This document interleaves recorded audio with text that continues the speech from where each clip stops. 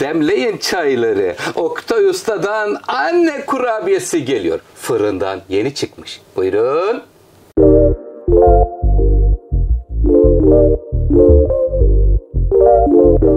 Annem usulü sizler için kurabiye hazırlayacağım. Acaba sizin anneniz nasıl hazırlıyor? Bakalım Oktay Usta'nın annesinin aynısı mı değil mi? Yorumlarınızı bekliyorum. Anne kurabiyesi için malzemeleri hemen sizlerle paylaşıyorum. Burada 5 su bardağı unumuz var. 600 gram yapıyor gramajı olarak kıymetli seyirciler. 200 mililitre bardak. Ev yoğurdu. Bakın uzmanların önerdiği yoğurttan ev yoğurdu. 2 tane yumurta, 1 çay bardağı ayçiçek yağı, 150 gram tereyağı, 1,5 su bardağı toz şeker var. Az şekerli severseniz 1 bardak. Tam böyle tadı yerinde olsun dersen 1,5 su bardağı şeker yeterli. 1 çay kaşığı karbonat, bir paket vanilya, 1 paket kabartma tozu, üzerinde 1 yemek kaşığı cevizle birlikte karıştırılmış ya da cevizden sonra şeker serpilmiş olacak cevize ihtiyacımız var. Önce kurularla başlıyoruz. Bismillahirrahmanirrahim. Sevgimizi veriyoruz, enerjimizi kalpten alıyor ve lezzete dönüştürüyoruz.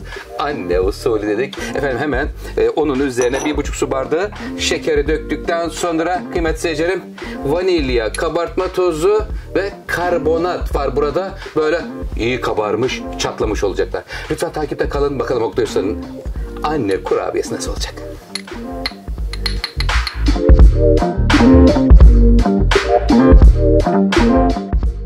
Kuruların tamamını karıştırdık un ile. Şimdi 2 tane yumurtamız var. 2 yumurtanın bir tanesinin sarısını üzerine alıyorum.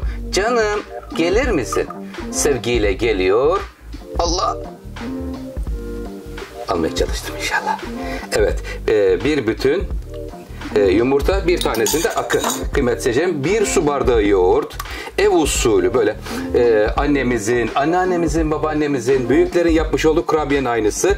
Evet, 150 gram oda sıcaklığında tereyağı, 1 çay bardağı burada sıvı yağımız var. Kıymetli seyircilerim, şimdi ortadan başlıyoruz. Sevgimizi veriyoruz. Eller yıkandı ve ortadan dalıyor Ayşe.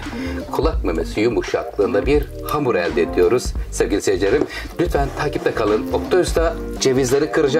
Acaba ülkemizin hangi yöremizin cevizi daha iyidir?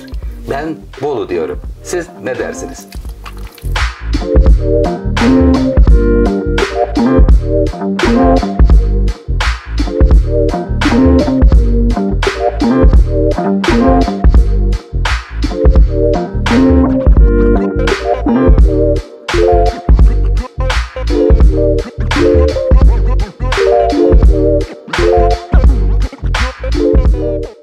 Kurabiye hamurumuza 1 bardak daha un ilave ettim. Toplamda 6 su bardağı un oldu.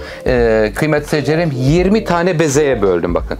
Büyük büyük kurabiyeler. Çünkü anneanne, babaanne usulü bir kurabiye olduğu için bunun özelliği doyurucu. Çocuklarınızın beslenmesine koyuyorsunuz.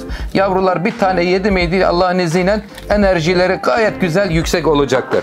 Üzerinde efendim doğramış olduğumuz cevizler var. Yumurtadan sonra 20'ye böldüm ve bezelere yuvarladım. Onun üzerine bir tane yumurtanın sarısını ayırmıştık. O yumurtanın sarısını da üzerine sürdükten sonra cevizden sonra da biraz şeker ekliyoruz üzerine.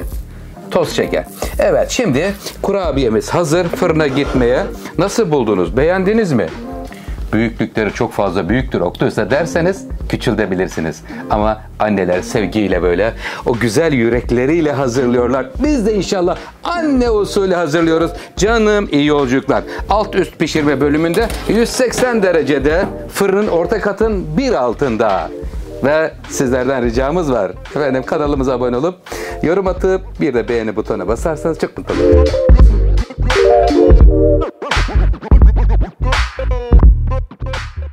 Kurabiyelerimiz fırından çıkma vakti geldi. Ne güzel kokuyor. Çocukluğumuza götürüyor bizi. Çocukluğumuzda mutfağımızdan gelen kokunun aynısı. Anne kurabiyesi Oktay Usta'dan ne kadar sürede pişti? Efendim 25 dakikada pişirdim kıymetli seyircilerim. Çok da güzel oldu. Sevgiyle hazırlanmış enfes bir kurabiye tarifi sizler için hazırlandı. Sizleri çok seviyorum. Kendinize iyi bakın. Hoşça kalın, sağ kalın. Afiyet olsun. İstediğiniz tarifleri lütfen yorumlara yazın.